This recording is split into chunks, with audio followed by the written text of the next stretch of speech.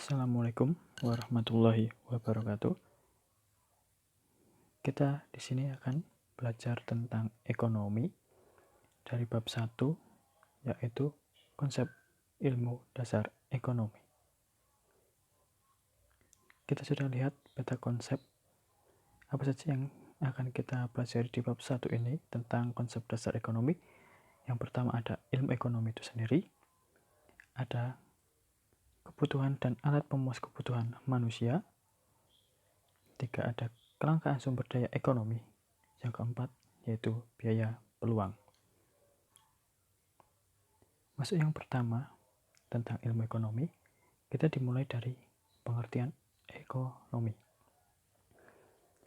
Kita sering sekali mendengar kata-kata ekonomi, tetapi tidak banyak yang tahu apa itu ekonomi yang sebenarnya.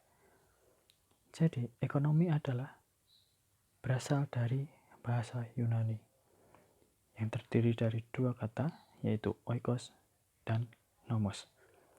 Oikos itu sendiri berarti rumah tangga dan nomos berarti peraturan. Jadi, ekonomi adalah peraturan rumah tangga atau mengatur rumah tangga. Menurut Alfred W. Stauner, ilmu ekonomi dibagi menjadi 3 kelompok. Yang pertama, ilmu ekonomi deskriptif, kedua ada teori ekonomi, dan ketiga ilmu ekonomi terapan. Ilmu ekonomi deskriptif adalah bagian ilmu ekonomi yang menggambarkan keterangan-keterangan faktual tentang suatu keadaan ekonomi dalam bentuk angka-angka, grafik, kurva, atau penyajian yang lainnya. Untuk yang kedua, teori ekonomi merupakan kumpulan teori-teori di bidang ekonomi yang berusaha menjelaskan, mencari pengertian, hubungan sebab akibat, dan cara kerja sistem ekonomi. Sedangkan yang terakhir, ilmu ekonomi terapan, yang artinya merupakan keterapan dari teori-teori ekonomi, yang artinya bahwa rangka-rangka pengertian dari analisis ekonomi teori digunakan untuk membuat atau merumuskan kebijakan-kebijakan, pedoman-pedoman yang tepat untuk mengatasi masalah ekonomi tertentu. Itu 3 bentuk ilmu ekonomi menurut Alfred W. Stauner. Yang kedua, kita masuk ke teori ekonomi.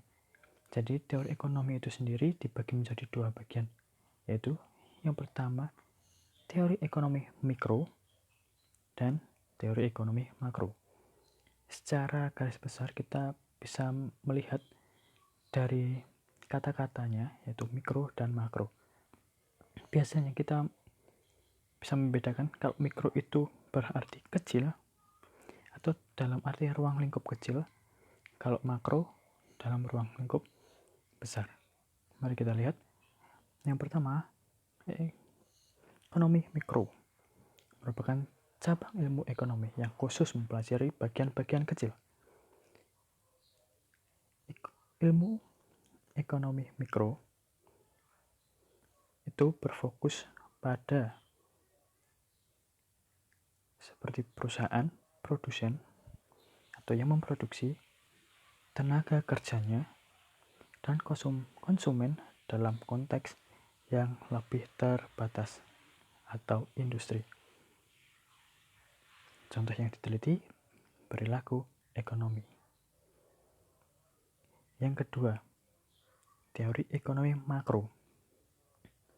Tadi sudah saya jelaskan kalau makro itu adalah besar atau keseluruhan.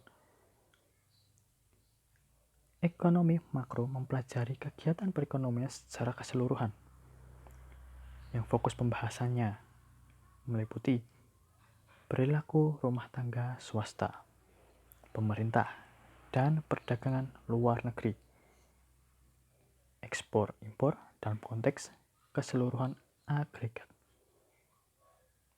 Contoh yang diteliti, yang pertama tingkat pengangguran, tingkat pertumbuhan ekonomi, pendapatan nasional, inflasi dan deflasi, dan tingkat harga. Nah, di sini kita sudah bisa melihat di ekonomi itu tidak hanya cuma ekonomi, tetapi juga ada ilmu ekonomi yang syariah. Apa sih ekonomi syariah? Ekonomi syariah adalah suatu cabang ilmu pengetahuan yang berupa untuk memandang, menganalisis, dan akhirnya menyelesaikan masalah-masalah ekonomi dengan cara Islam, yaitu berdasarkan atas ajaran agama Islam. Itu adalah perbedaannya. Kalau di ekonomi itu mungkin tidak berdasarkan syariat Islam, tetapi jika ekonomi syariah mereka menggunakan syariat Islam. Nah, tujuan dari ekonomi syariah kita lihat di sini ada 4. Yang tujuan yang pertama, menempatkan ibadah kepada Allah lebih dari segalanya. Yang kedua, menyeimbangkan kehidupan dunia dan akhirat. Yang ketiga, meraih kesuksesan perekonomian yang diperintahkan Allah. Yang keempat, menghindari kekacauan dan kerusuhan. Itu adalah 4 tujuan dari ekonomi syariah. Ada juga prinsip dari ekonomi syariah itu. Yang pertama, zakat harus dibayar atas kekayaan yang telah memenuhi batas.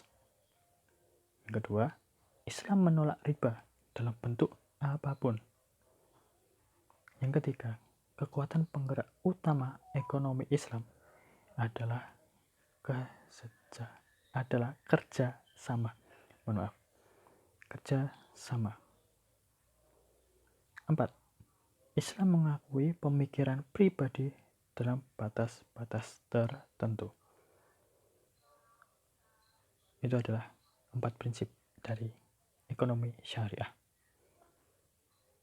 Ada juga ciri-ciri ekonomi dari ekonomi syariah. Yang pertama, ekonomi Islam merupakan sebuah sistem Islam yang bersifat universal atau keseluruhan. Kegiatan bersifat pengabdian. Yang ketiga, kegiatan ekonomi memiliki sebuah cita-cita yang luhur. Yang keempat, adanya pengawasan dan ditetapkan dalam kegiatan ekonomi Islam. Ya, itu tadi adalah ciri-ciri dari ekonomi syariah. Kita sudah mempelajari tentang ilmu ekonomi, teori ekonomi, dan juga ekonomi syariah. Mungkin saya cukupkan sampai di sini dulu. Sekiranya ada pertanyaan, kita bisa dibahas di lain kesempatan. Terima kasih. Saya akhiri. Wassalamualaikum warahmatullahi wabarakatuh.